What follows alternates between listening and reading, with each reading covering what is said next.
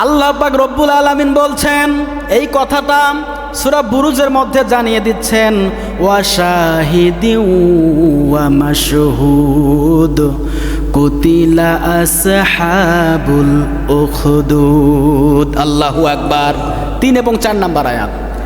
আল্লাহ পাক সমস্ত সৃষ্টিরাজিকে নিয়ে কসম করলেন, বিশাল বিশাল নক্ষত্রর কসম করে বলছেন, আমি কসম করে বললাম ধ্বংস ওই অগ্নিকুণ্ডের গর্তের অধিপতিদের জন্য, যারা ওই অগ্নিকুণ্ড তৈরি করেছে, মানুষের ওপর জুলুম করে মানুষদেরকে হত্যা করেছে।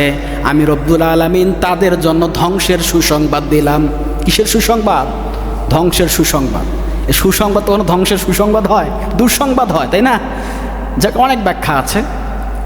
আল্লাহ পাক রব্বুল আলামিন ওই অধিপতিদেরকে, যারা আগুনের কুণ্ডলিপি তৈরি করে মানুষদেরকে সেখানে ফেলতে বাধ্য করেছে, তাদেরকে আল্লাহ পাক অভিশাপ দিচ্ছেন কি দিচ্ছেন না বলেন? অভিশাপ দিচ্ছেন আল্লাহ পাক তাদেরকে।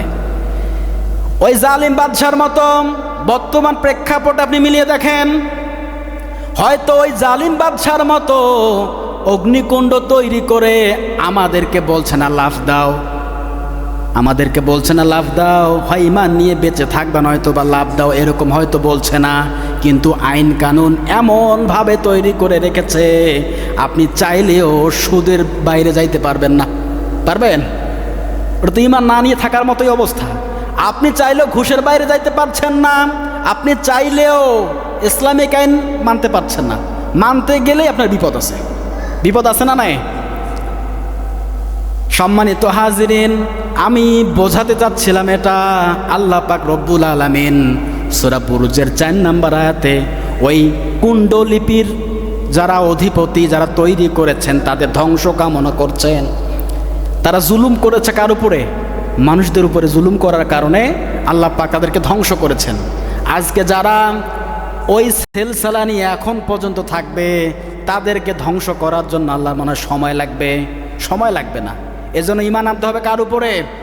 আল্লাহ পাকের উপরে। আল্লাহ রাসূল সাল্লাল্লাহু আলাইহি সাল্লাম বলেছেন, এমন একটা সময় আসবে হাতের মধ্যে অগ্নি নিয়ে থাকা সম্ভব, জ্বলন্ত আগুন নিয়ে থাকা সম্ভব হবে, কিন্তু ঈমান নিয়ে টিকে থাকা সম্ভব হবে না। এটা সেই জামানা, এটা সেই জামানা। আপনি চাইলেও সুদের বাইরে নাই, আপনি আমি সবাই সুদের ভিতরে।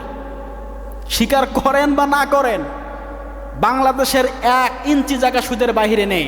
বাংলাদেশের একটি মানুষ সুদের বাহিরে নেই, সবাই সুদের ভিতরে। কেউ ডাইরেক্ট, কেউ ইনডাইরেক্ট, সবাই সুদের ভিতরে আছে।